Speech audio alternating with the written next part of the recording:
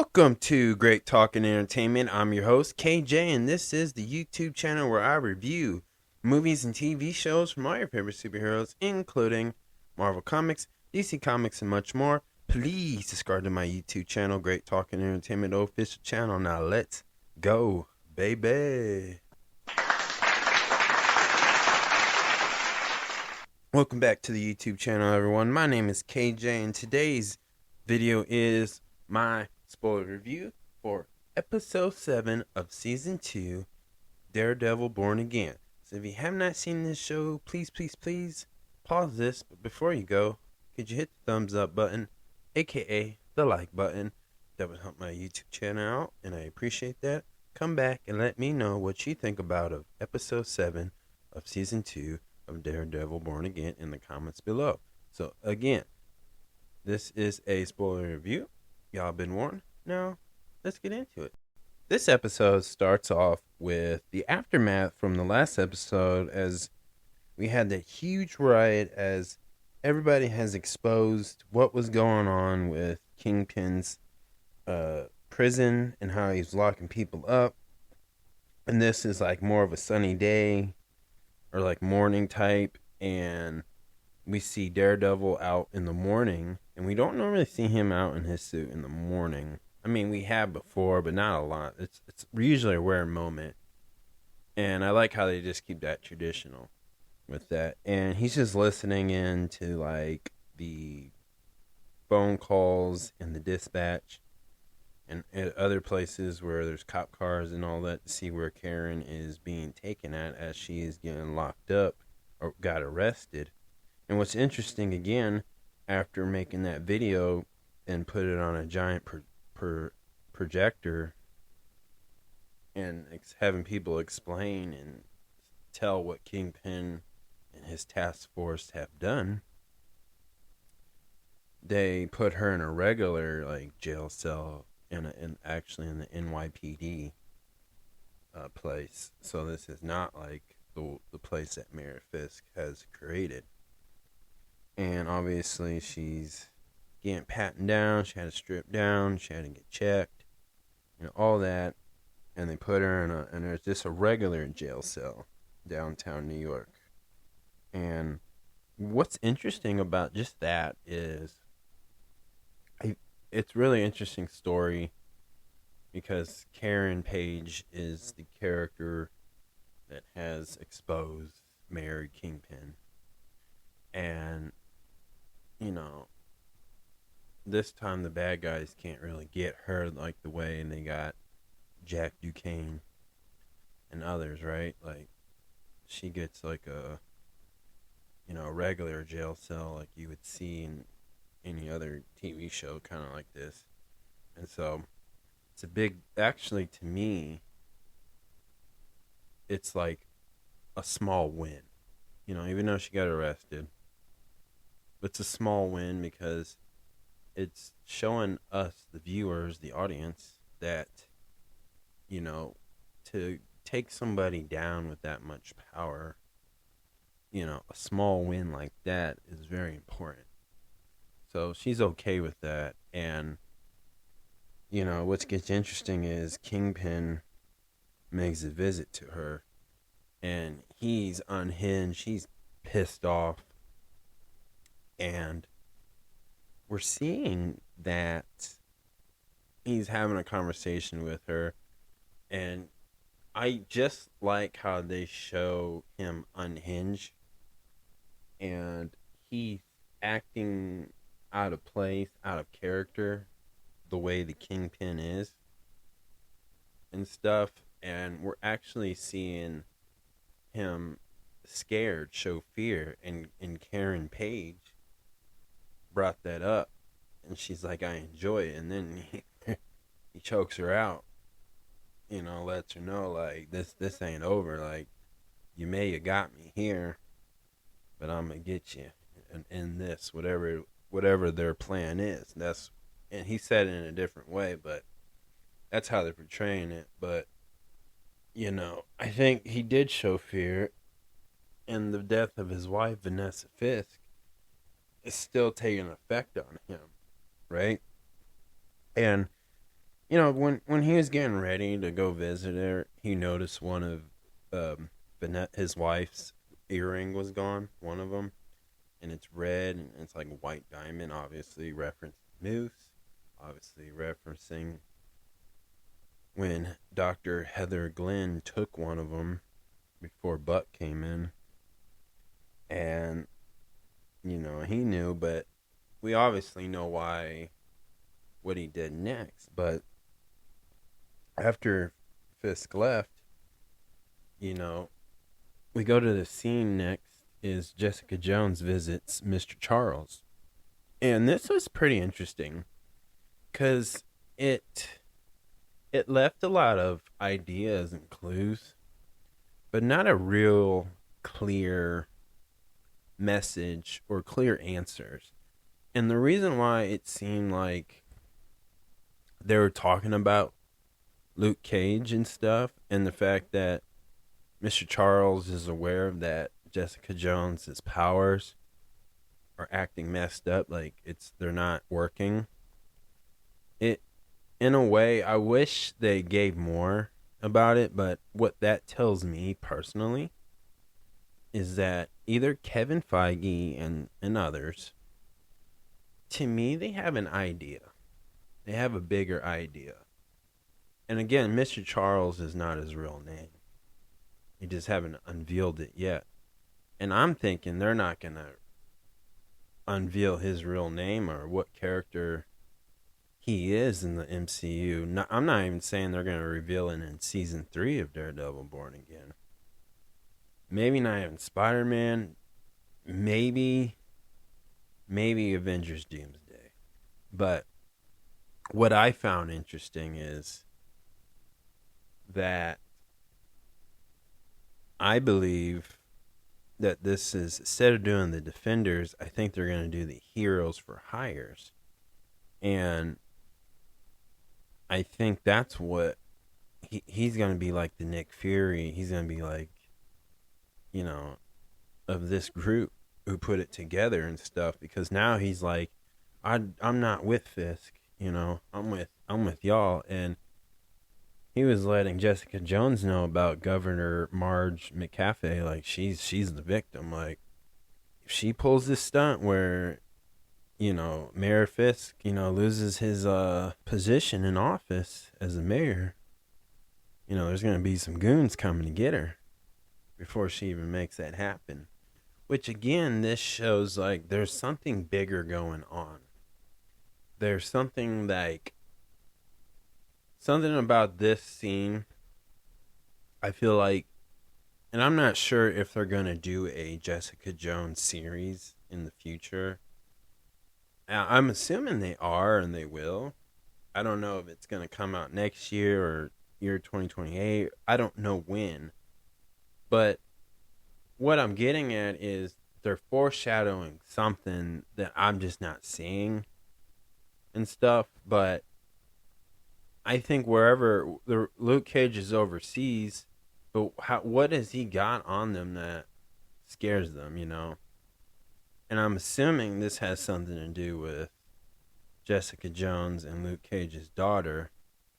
And I believe this could be part of the mutant saga.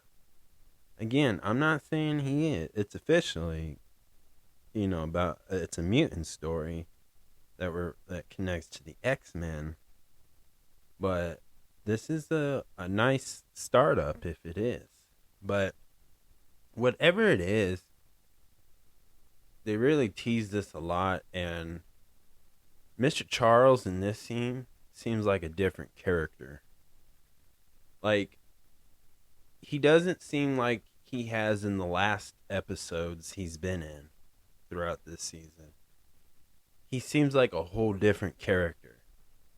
And so that's another thing that stood out in this scene. So who knows what they may go with it, but that's interesting that Luke Cage is outside of the United States and he's not even in New York. And again, this scene goes back to Governor Marge McCaffrey as Daredevil gets informed from Jessica Jones, and Jerry informs him where Karen's at.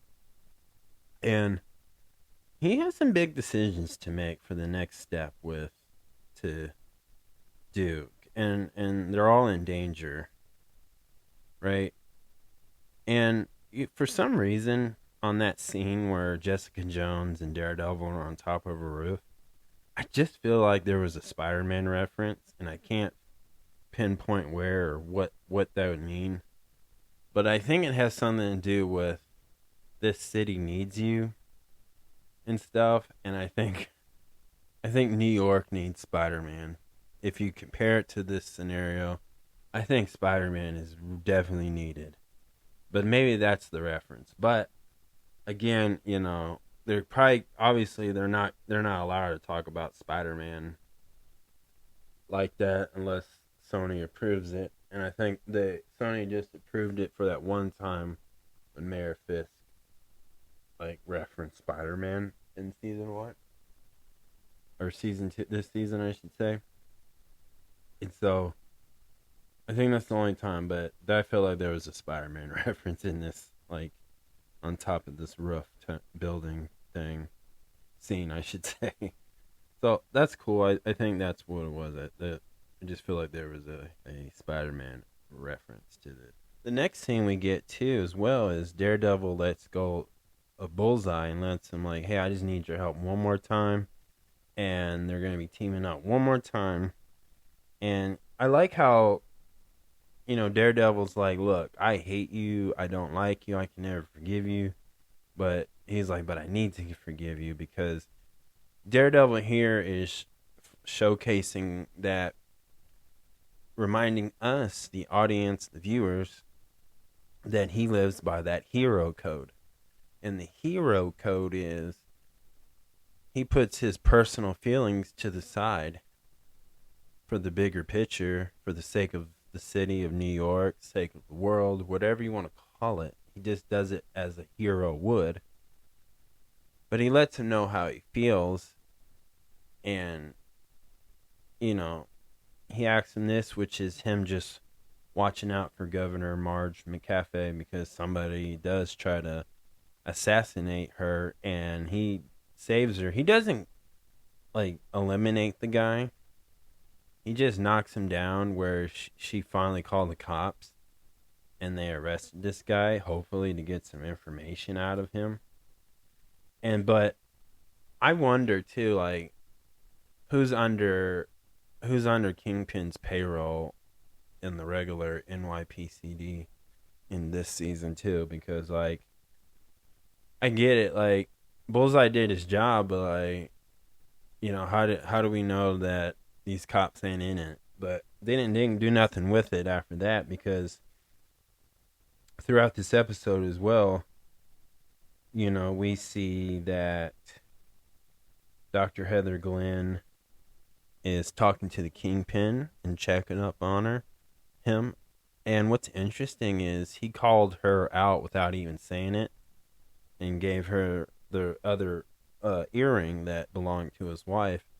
And if you remember in the, I think it was episode 2 or maybe episode 3, when Mr. Charles and Kingpin and Vanessa Fisk were in the same room, and Mr. Charles was being a little disrespectful in Kingpin's eyes, and Mr. Charles was trying to apologize.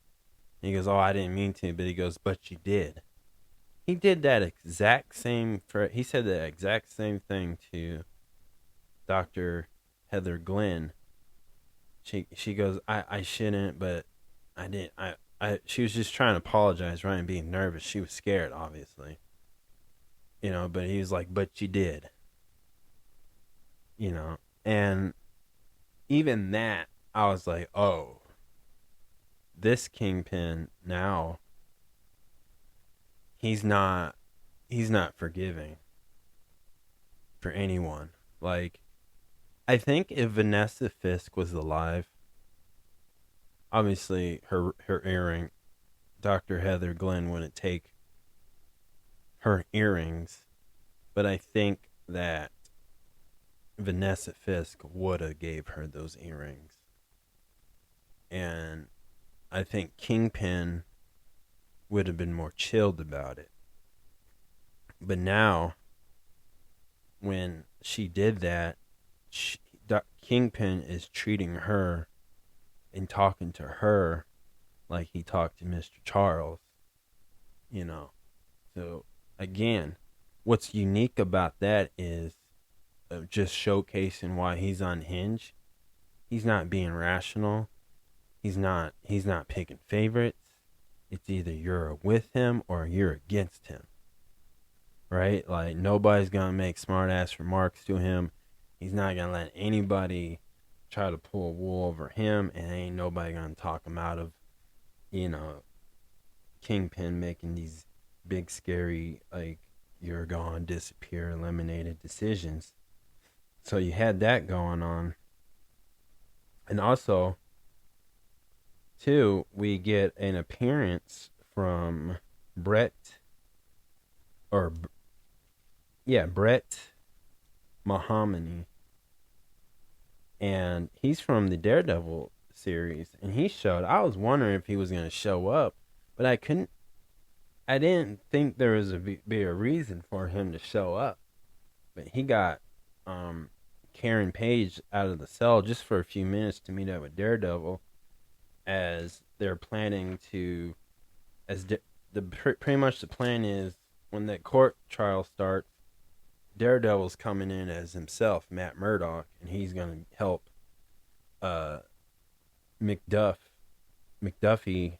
out too, and be part of a attorney, and to obviously rescue Karen, because things do start to hand it up. And you know what's interesting about that trial is exactly the same as Jack Duquesne. Like, the only reason I think now is it shows how good Matt Murdock is a lawyer, and that if he wasn't there to help,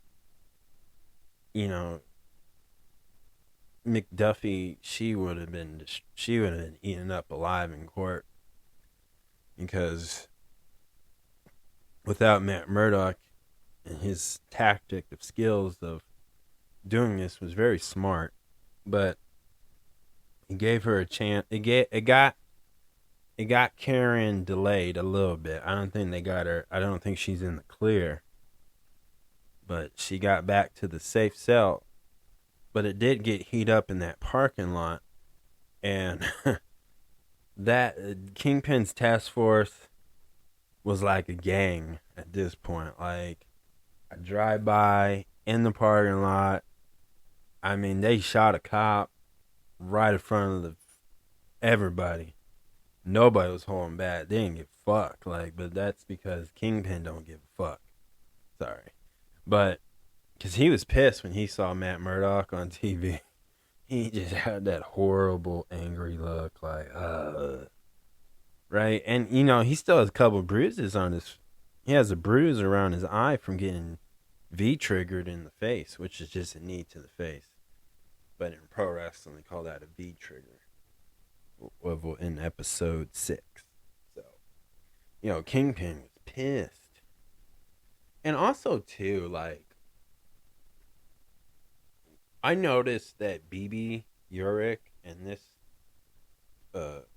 Christina McDuffie are wearing green, and just some reason I felt like there's some Skrulls involved, and we just don't realize it. I think Marvel's going back to the drawing board, and they're going to try to run it back with the Skrull stories. I mean, they say they weren't, but minds can change. Life's different now. And I think they're going to run it back with the Skrulls. Just because those two girls wore green. It was just kind of too coincidence in this one episode that those two girls were wearing green. I think they're going to run it back on some Skrulls. I'm just saying. But speaking of BB Urick, in this episode too, we see that Daniel Blake has decided not to become that killer. Like the way Buck is, and he's not trying to be like Kingpin no more. Because in the last episode, he tried. But, Buck Casher and Kingpin are ruthless guys, and they're expecting BB to be eliminated. And Buck was going to do it. And, Daniel Blake just let her go. And he went in there and told him, and you can tell Buck was heartbroken, but he still whooped on him, and then he shot Blake Daniels, and he's dead. And as that's going on, too, we're seeing everybody, the main characters, from Daredevil to Buck to Kingpin to Karen, they're all just in their own little scenes, just having a moment, reflecting on life in this incident. And, Daredevil's in the church just praying, and Jessica Jones is walking in, which, I thought, oh, come on. There's no way, like, obviously in this episode, Daredevil got shot in the leg in the parking lot. But I remember just seeing the trailer of Jessica Jones, like, saying, I'm not going to carry you. Like, carry him. Physically carry him. And I don't know why they cut this whole episode, in this episode, before she even said that. Because we saw it in the trailer. That's the only thing that bothers me. But not like, oh, this ruins the whole show.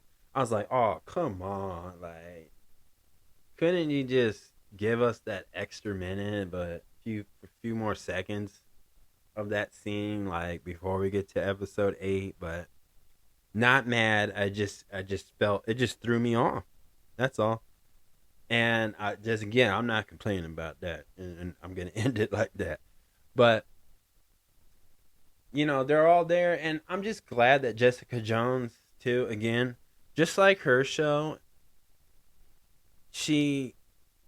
at first she's like, nah, I'm not going to help. I can't do it. Obviously, this time she has really good reasons because she's a mother. She has a daughter. Now, in her show, back in the day, she didn't have a kid. So when she said, oh, I'm not going to help, she really didn't have any real excuse, But for her to come back and say, you know what, I am going to do this. She just needed time to think about it. And she just needed time to figure out, like, how could she do this? How can she protect her daughter? And just like Jessica Jones in her show, she always came back and did the right thing.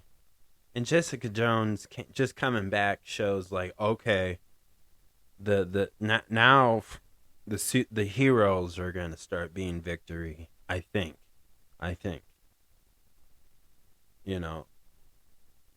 So, and that's how, obviously, again, the episode ended with Buck shooting Daniel. Now, let me talk about some topics that I just want to bring up. Let's start with Dr. Heather Glenn. So, she was in, like, messing with Karen, and she went off the hinge. Now, she got Karen good with bringing up some past. Like, in the Netflix series Daredevil, I think it was season 3, we show, like, Karen, didn't have a good childhood. She reminded Karen about the death of her brother, that was her fault, which it wasn't. She talks about, shooting Kingpin's former right hand man, Wesley. She talks about the Punisher. She talks about her love life with Matt Murdock. But Karen got her back. And, she snapped. Dr. Heather Glenn snapped, and she slapped her. Slapped Karen so hard. But it just shows you how unhinged she is. And we see Moose, like the spirit of Moose, show up. And My only thing about this is I understand it seems like they're going the mental health way with this, where she just maybe turn it mentally ill. But I wish they would go the supernatural way for her to become Lady Moose.